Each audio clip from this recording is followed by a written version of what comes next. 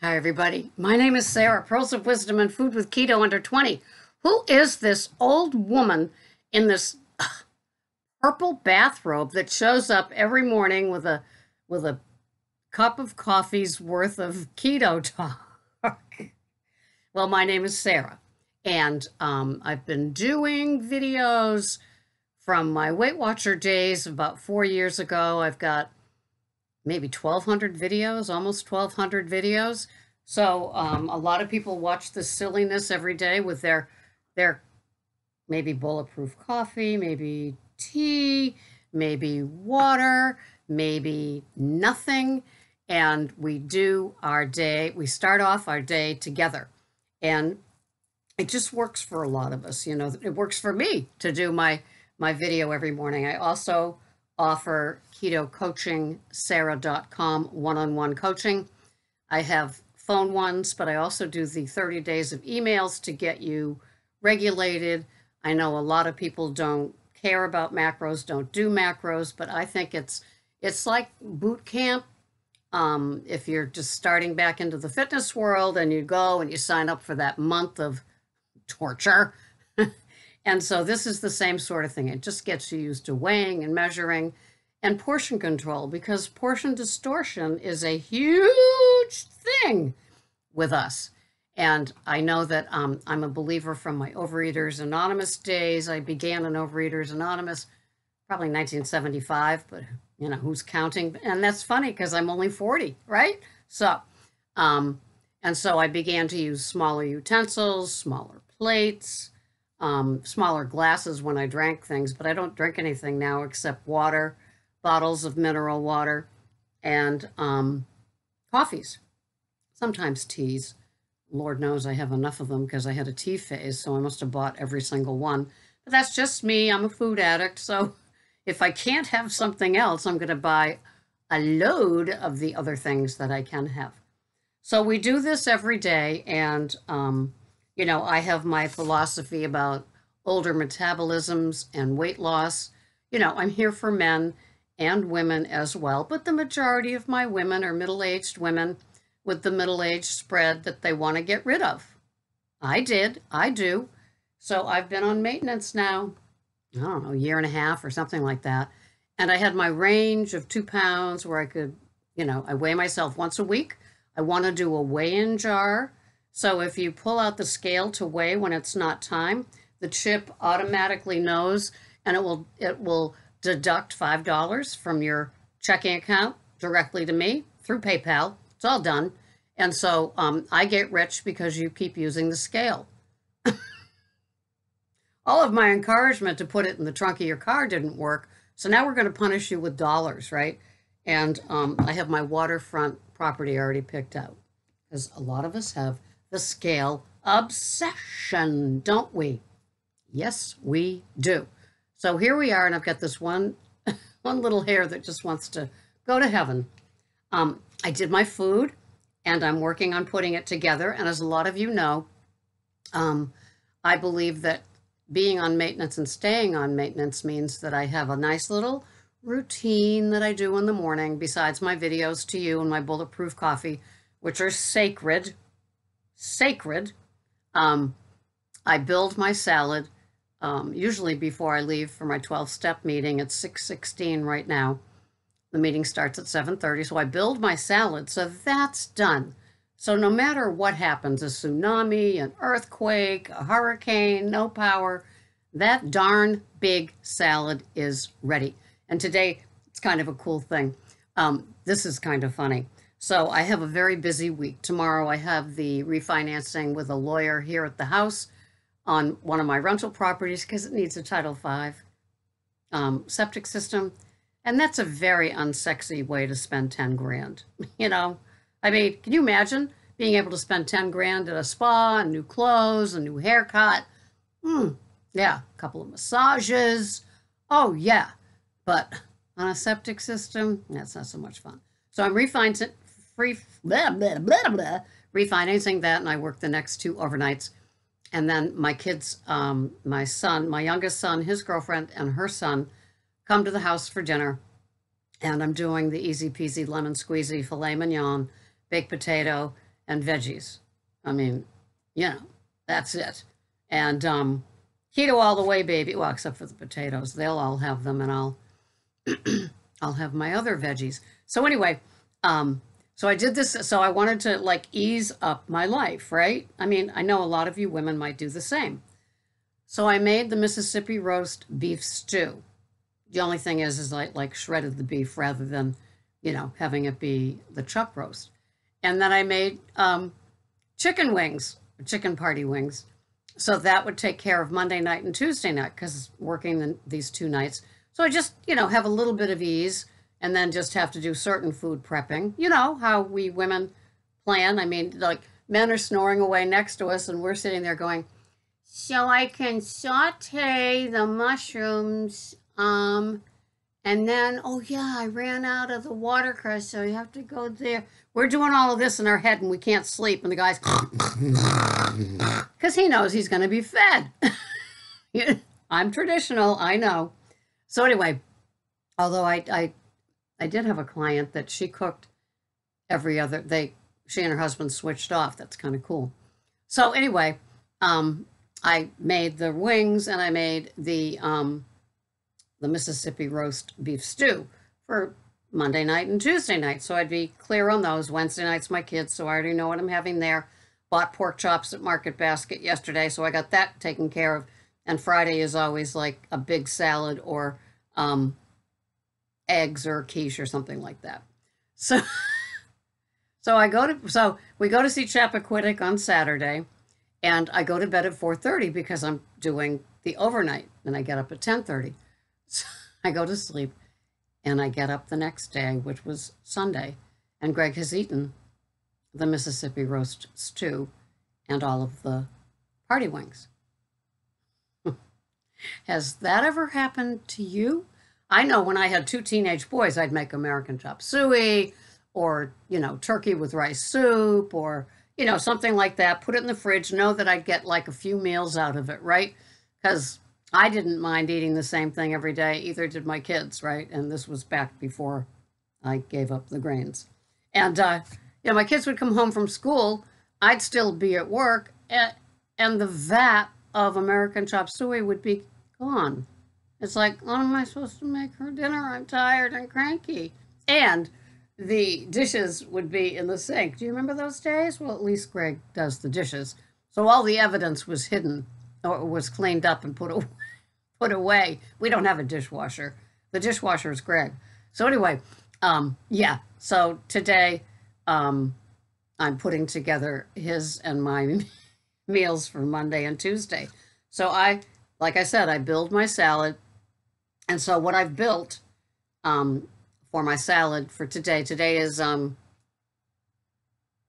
9th, so it's Monday, and I'm having 1,371 calories, and my macros are thus. Can you see? So my protein is at 32.1, my carbs are at 10.1, my fats are at 129.3. To me, that is a frameable macro for the older woman. Low protein, lots of good fats, and very low carbohydrates. So what am I putting in my salad? Well, into my salad is the leftover ribeye from last night, and 50 grams of that, a half of a slice of bacon chopped up. So I put those in a little Fiesta dish, and I will slowly warm those up to put on the top of the salad. So I'm having arugula, baby romaines, baby spinach, red leaf lettuce. Those are all organic, and watercress. And those are my lettuces. 25 grams of chopped up celery and 64 grams of asparagus roasted for 2 minutes at 350 in the toaster oven, chopped up in the salad, and 10 grams of blue cheese crumbled all by myself, Rochelle. All by myself. I need a hand massage for my salad. And so that equals, and I've got extra space for the more fats. So I'm able to have a second modified bulletproof coffee later in the day. And right now I'm having this, and about a week or so ago, I decided to make it one big bulletproof coffee with all the fats in it, the brain octane, the coconut oil, and butter, along with a half a tablespoon of Zyla and a half a tablespoon of, a tablespoon of heavy whipping cream. To have all those things, and that's it. No more, no more bulletproof coffee. I used to have two, but I've got, because of the Big A salad, I've got more room for fats, so I get to have that later on today. And I have to admit that I do like a little fat at around 10 or 11 because I'm having this between 3 and 4. And I work the next two overnights, so I bring my bulletproof coffee to work with me. I bring 2 mineral waters, the Mountain Valley, with me. I get the Smart Water sparkling when I can find it. Finding it is like kind of finding Bigfoot. It's very hard to find, even when it's on sale. You would think they would stock it. If somebody comes along and buys all of it, the 6 they put out, well, clearly there's a market for it. But, just saying, it's just saying. So today I have to go and do a couple of errands, and it's all good, and I'll go to work at midnight. And a lot of women are starting to do the carnivore diet. One of them is Marie. Actually, she's been doing it for I think she said 17 days, and she lost 11 pounds. And I'm just very, very curious. I know that Mike from Keto Mad does carnivore. His wife is low carb, high fat. And, Chanel. Chanel's a huge carnivore fan. I think Scott, the truck driver, did it for a while. But it's just very, very interesting in the keto community to see people, especially women, starting to do it and liking the results and feeling good. And I think that's great. So it's just, to me, it's just another version of what works for us, as long as there's no grains of any kind, sugars of any kind, artificial sweeteners, which means those little yellow, blue, and pink packets. And I throw in Truvia too, so that's the white and green one, because they have been, well, the first 3 are chemicals. Truvia has been processed so many times, I think it's something like 58 times, and bleached. And, it started off as a green leaf. And to have a white powder, how many processes does it go through? So those 4 things are artificial sweeteners, diet sodas, and fruit of any kind. If you have your fruit, it might trigger because of the sugar. Some people allow berries. I know that Dr. Berg does. We have a raspberry bush, and it's me against the varmints. And so I have like a half an ounce every few days in the summer, but I don't have any during the winter.